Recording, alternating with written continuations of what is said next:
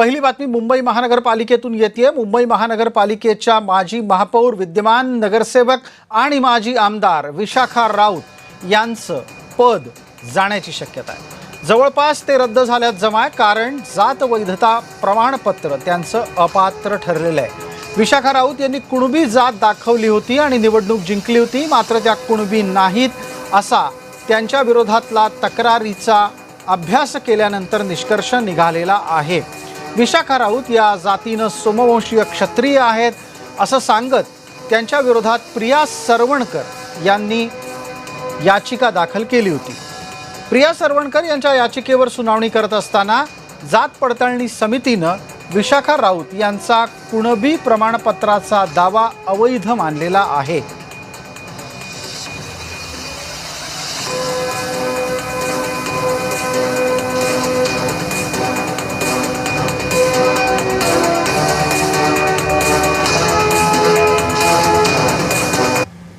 पण त्यांनी वैभववाडीतला तिचे आजोबा राहत होते म्हणून तिकडनं तिने सर्टिफिकेट काढलं। तसं माझे आजोबा पालघरला राहत होते, मी पालघरहून सर्टिफिकेट काढलं। मग काहीतरी रिझन घेऊन उडवायचं हे मला वाटतं सत्तेचा दुरुपयोग आहे। खूप प्रेशर होतं ते कमिटीवर, कसलं ते मी सांगणार नाही, ओके, पण त्या कमिटीवर खूप प्रेशर होतं आणि म्हणून आमचं हिअरिंग झालेलं आणि आज त्यांनी ऑर्डर काढली की पालघरला SDOला जे मला निवडणुकीच्या पूर्वी, निवडणूक लढायच्या आधी तुम्हाला सर्टिफिकेट द्यायला लागतं, ते मला SDO पालघरनी दिलं होतं, ओके। त्याला राईट्स नाही आहेत SDOला माझं सर्टिफिकेट द्यायचा, याच्यावर त्यांनी माझं सर्टिफिकेट इनव्हॅलिड ठरवलं। त्यासोबत मला दुसरं असं होतं की आपण ज्यावेळेस महापौर राहिला होता याआधी तुम्ही खुल्या वर्गातून म्हणजे उभं राहायचा, पण यावेळेस तुम्ही काय सर्टिफिकेट दाखल करून असं त्यांनी आरोप केलाय। त्यामध्ये तुम्हाला काय तफावत वाटेल की मागच्याच तुम्ही खुल्या वर्गातून उभं राहिला होता त्यावेळेस तुम्ही काय सर्टिफिकेट करत दाखल असं त्यामध्ये नमूद करण्यात आता ते सदा सरवणकर सुद्धा खुल्या विभागातच राहिला होता ना आजपर्यंत। तो काय OBC मधनं राहिला होता का? तो पण खुल्या विभागातनंच राहिलेला। मग आता त्यांनी त्याच्या मुलीचं OBC सीट झाल्यानंतर त्यांनी त्याच्या मुलीचं OBC सर्टिफिकेट दाखवलं। दुसऱ्यावर आरोप करायचे, ठीक आहे, मी त्यावेळेला ओपन मधनं राहिलेले, आता OBC झाला वॉर्ड म्हणून OBC सर्टिफिकेट। आज मुद्द्यावरून जे ते एकंदरीत ती लाईन नमूद करून तुमचं जे जात पडताळणी प्रमाणपत्र आहे ते रद्द करण्यात आलं आणि तुमच्या पदावर आता त्याच्यामुळे एकंदरीत टांगती तलवार असं म्हटलं जातं। ठीक आहे ना, हे बघा, टांगती तलवार आहे म्हणजे मी ते लढाई करणार आहे। टांगती तलवार आहे, येईल तेव्हा बघू तलवार कोणावर पडते। विशेष म्हणजे विरोधी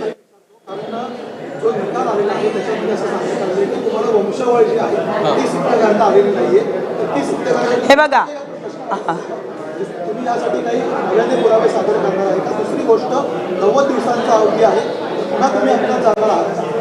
डेफिनेटली अपीलात जाणार मी।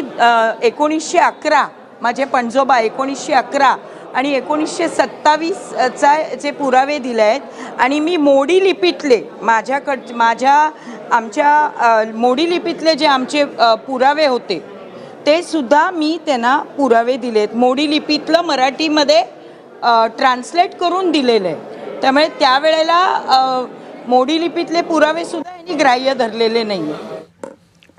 दरम्यान विशाखा राऊत यांचं नगरसेवक पद जाण्याला ज्यांची याचिका कारणीभूत ठरली त्या प्रिया सरवणकर यांनी थोड्याच वेळापूर्वी जय महाराष्ट्र वृत्तवाहिनीकडे आपल्या एकूणच भूमिकेविषयी फोनवरून काय प्रतिक्रिया दिली ती ऐका। आम्ही 6 महिन्यापूर्वीच यावरती हरकत नोंदवली होती, कारण की आम्हाला माहिती होतं की यांनी जो जातीचा दाखला काढला आहे ते खोटी कागदपत्र देऊन काढलेलं आहे। त्या क्षत्रिय सूर्यवंशी समाजाच्या आहेत जातीच्या, आणि इलेक्शनच्या 1 महिना आधी त्यांनी जात प्रमाणपत्र मिळवलं होतं, ते पण खोटी कागदपत्र देऊन। तर आणि 6 महिने आता चौकशी चालू होती, त्याच्यावरती बऱ्याच सुनावण्या झाल्या आणि आज त्याचा निर्णय आपल्याला मिळालेला आहे की त्यांची जात प्रमाणपत्र हे रद्द करण्यात आलेलं आहे, त्या कुणबी समाजाच्या नाही आहेत, हे आज सिद्ध झालेलं आहे। मुंबई महानगरपालिकेतल्या एक अत्यंत महत्त्वाच्या घडामोडीकडे आपलं अत्यंत बारकाईने लक्ष असणार आहे। मुंबई महानगरपालिकेच्या माजी महापौर विशाखा राऊत यांच्या जातीच्या संदर्भातला वाद आता समोर आलेला आहे। भाग्यश्री प्रधान आमच्या सहकारी आणि प्रतिनिधी आहेत, आपल्यासोबत जोडल्या गेलेल्या आहेत। भाग्यश्री, पटकन सांगा की हे जात चोरीचं प्रकरण आत्ताच समोर यायचं कारण काय? त्यांचा मतदारसंघ राखीव झाल्यामुळे त्यांना जात घ्यावी लागली आहे का? कारण यापूर्वी विशाखा राऊत खुल्या वर्गातून लढत असताना आपण पाहत आलो आहोत। नक्कीच आपण बघितलं तर विशाखा राऊत या माजी महापौर राहिल्यात, विद्यमान आमदार राहिल्यात। याआधी त्या खुल्या वर्गातनं लढलेल्या आहेत आणि आता यावेळी जो वॉर्ड पडला त्यांचा तो ओबीसी असा वॉर्ड पडला। ओबीसी वॉर्ड पडल्यानंतर समोर कोण होतं तर सदा सरवणकर यांची मुलगी प्रिया सरवणकर। कुठल्याही परिस्थितीत प्रिया सरवणकरला हरवायचं असा चंकच ठाकरेंनी बांधलेला पाहायला मिळाला होता। काहीही आरोप झाले होते त्या निवडणुकीत आपण बघितले, सदा सरवणकर यांच्यावर देखील प्रचंड आरोप ठाकरेंनी केले आणि एवढं सगळं झाल्यानंतर देखील विशाखा राऊत ज्या आहेत त्या अगदी हलक्या मतांनी निवडून आल्या होत्या। माझ्या माहितीप्रमाणे तेव्हा अगदी 1000 ते 1200 मतांचा इतकाच अवघा फरक होता आणि या अवघ्या मतांनी त्या निवडून आल्या होत्या। अगदी काठोकाठ चाललेलं हे युद्ध होतं मतदान पेटीतलं, त्या आपण डोळ्यांनी बघितलेलं आहे आणि त्यानंतर विशाखा राऊत यांनी निश्वास टाकला आणि त्या निवडून आल्या। निवडून आल्यानंतर त्यांनी जे दिलेलं जात प्रमाणपत्र होतं त्यावर सदा सरवणकर यांची मुलगी प्रिया सरवणकर यांनी आक्षेप घेतला आणि प्रिया सरवणकर यांनी थेट या संदर्भात तक्रार देखील केली निवडणूक आयोगाकडे। तक्रार केल्यानंतर 6 महिने जवळपास त्या चौकशीसाठी गेले।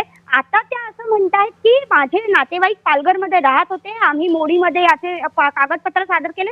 मात्र त्या आदेशाची प्रत जर आपण बघितली तर त्या आदेशाच्या प्रतमध्ये चक्क म्हटलेलं आहे की कुठल्याही परिस्थितीत पालघरमध्ये त्यांचे नातेवाईक राहत नाहीत। तुम्हाला तुमचं जात प्रमाणपत्र वैध करून घ्यायचं असेल तर ज्या ठिकाणी तुमचे नातेवाईक राहत होते त्या ठिकाणी तुम्ही परत हवं तर जाऊ शकता, अशा पद्धतीचं त्यामध्ये त्या आदेश कॉपीमध्ये मेन्शन केलेलं आहे। मात्र या सगळ्यामुळे एक वाद जो आहे तो समोर आलाय आणि उभाटाला मात्र चांगलाच महानगरपालिकेमध्ये दणका मिळालाय। ठीक आहे, खूप खूप आभार। वेळ